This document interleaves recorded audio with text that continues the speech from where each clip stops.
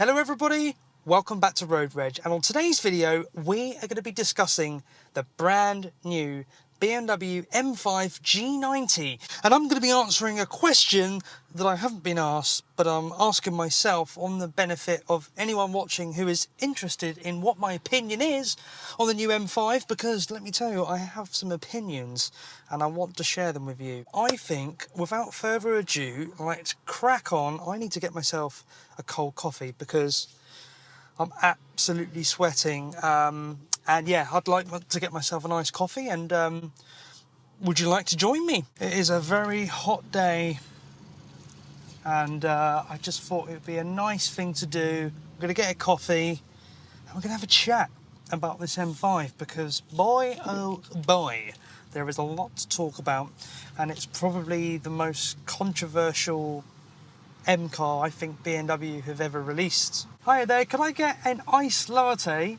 with an extra shot of coffee, please? Yeah, iced latte with an extra shot. Beautiful. Thank you very much. Oh yes. Onwards. Right, so we're just about to go underneath the Goodwood Tunnel, and well, aside from the fact that I am a child, I can't help but give it a little tickle down here so you can hear the engine. So I'm just turning the traction control off and we'll give it a blast. You ready?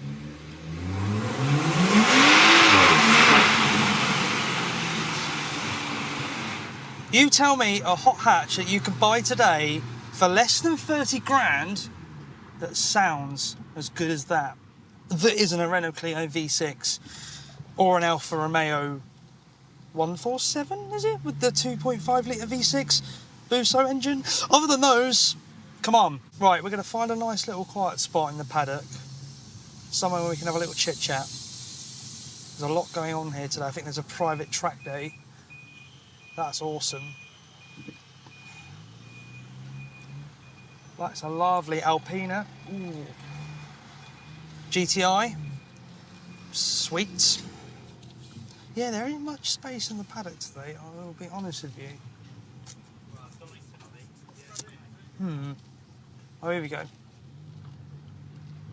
This is perfect. Parking next to an M135i, a Goodwood car, both Alpine white. Look at that. Okay guys, so we have arrived at the paddock at Goodwood, one of my favourite places to just come and hang out and just be amongst all of the car things that go on here, because trust me, you could turn up pretty much any day of the year, maybe except Christmas, you know, and there'll be something going on. And I think there's a classic car private track day going on at the moment. So that's really, really cool.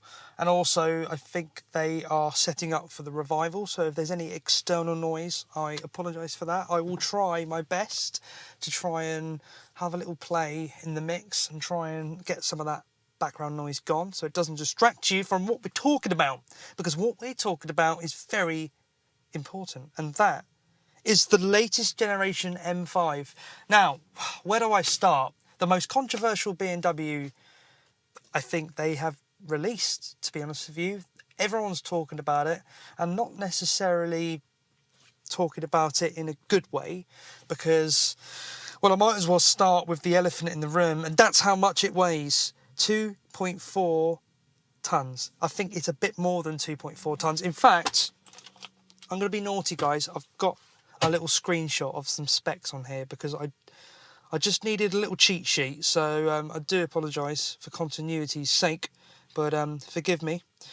So what have we got here? So, wow, 2,435 kilograms. That is absurdly heavy. This is simply a result of the way cars are going at the moment with electrification, and amazingly somehow BMW have managed to retain that twin turbo V8, and that I think is something to be celebrated, because Mercedes, the latest C63S I think, has got a 4-pot, not even a straight 6 or a V6, a 4-cylinder engine. Yeah, that car, you got to remember, when I think of the C63, I think of that famous 6.3 litre naturally aspirated angry V8. that was the party piece of that car. Not necessarily the best handling car. When that car went up against the M3 pretty much destroyed it in pretty much everything. Maybe not sort of straight line speed once they were both rolling, but the Mercedes was a 5-door saloon, as in the 5th door being the boot. It was a 5-door saloon that was also an American muscle car at the same time, and it could do silly things, silly slides, silly skids, and it sounded like frickin' thunder.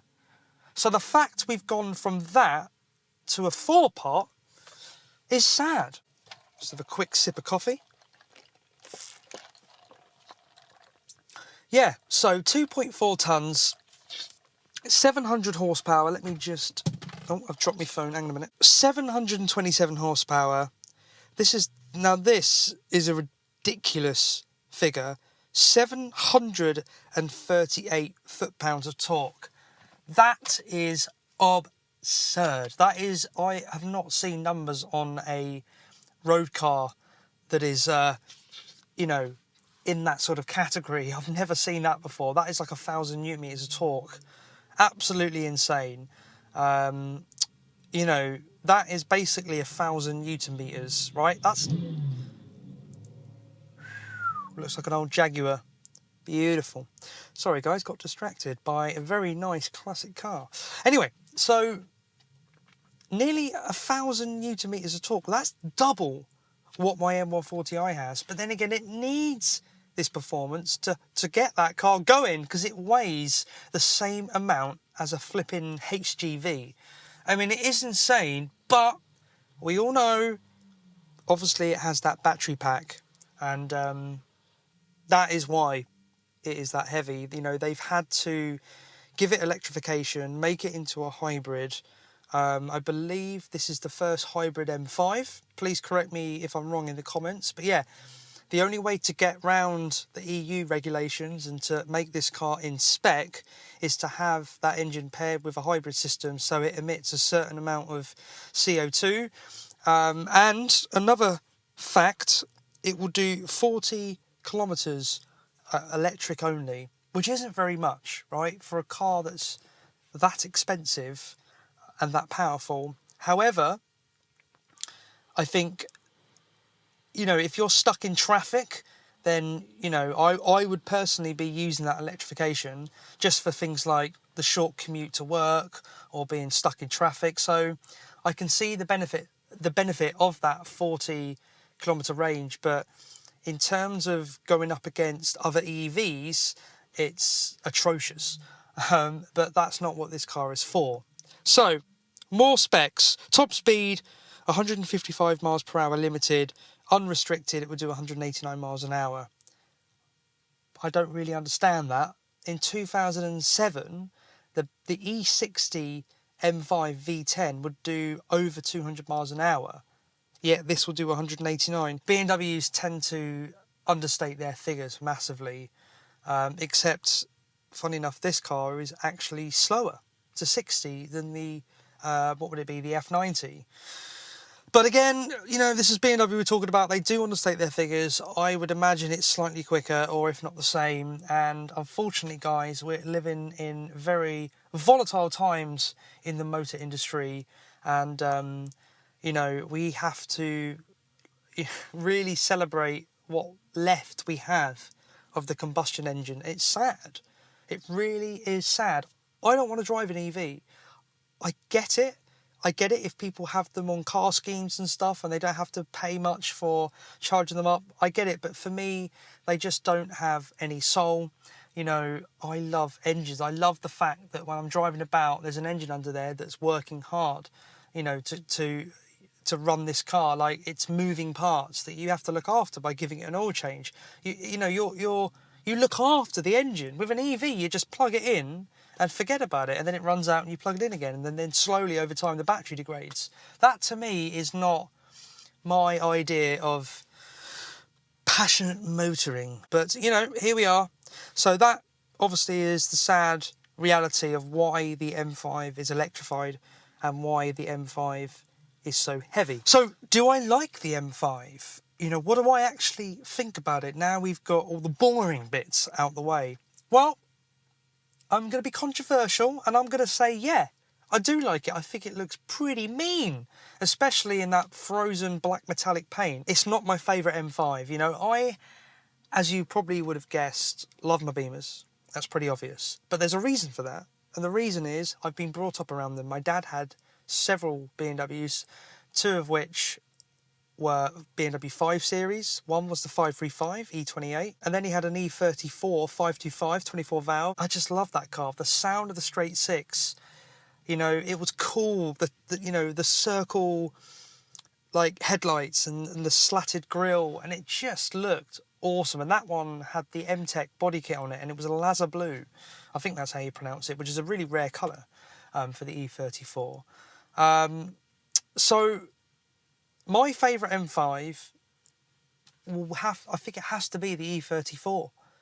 You know, I mean, obviously I was brought up around that car, you know, not the M5 version, but the same body shape anyway, so I've got a bit of a soft spot for that. So the E34 3.8 in either Techno Violet or Avis Blue with the silver skirts and throwing stars, for me, is like, that is the M5 that I get really excited about. And the V10 E60 M5. The way cars are going, talking about electrification and stuff like that, and hybrid powertrains and cars getting heavier and big, you know, that was peak. For me, I think that was peak M. They were bold, they were doing crazy things. Let's put a V10 in a saloon car and tune it alongside the Williams F1 team. I mean, that is peak M. Now we're at a point where a new M5 comes out and it seems to get heavier and heavier, larger and larger,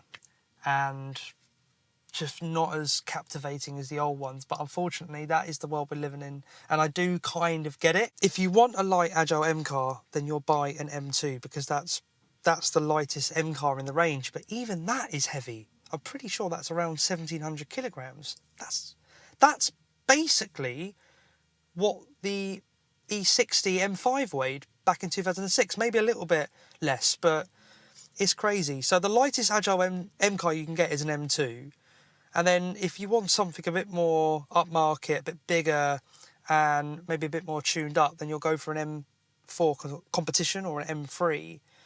And those are the kind of people that are going to be taking their M cars to the tracks. It's going to be M2s, M3s, M4s. M5s, especially in today's current climate, you know, that is now, especially the way it's priced as well, it's way over 100k. That is a luxury car. It is, you know, it's a luxury, fast, ultra fast sedan, you know, designed to travel at 155 miles an hour in complete luxury. I mean, it is designed to work on the track, but, you know, you can't argue with physics, guys. 2.4 tons is insane, and you're going to feel that. I would love to see them on a track day. I really, really would. So there we go, guys. There's my opinion on the M5. You know, I really had to think about that, because a lot of people really are hating on that car because of its weight, and there's loads of jokes on the internet, and I get it, but yeah, this is the way cars are going, unfortunately. But if you want a BMW M car, the M3 competition, I mean, for me, the M3 Touring is my favourite current M car. I think that car is just, I mean, the fact that they've done it at the right time, you know, with the X-Drive system. But yeah, it's sad, but hey, the V8 is there, so that's great news. But I'm really looking forward to seeing videos on this car, and hopefully people maybe, you know, change their mind a little bit. You know, I'm looking forward to seeing Carwow drag races on it, and proper reviews and shootouts. And hopefully BMW M Division have managed to hide the weight as best they can.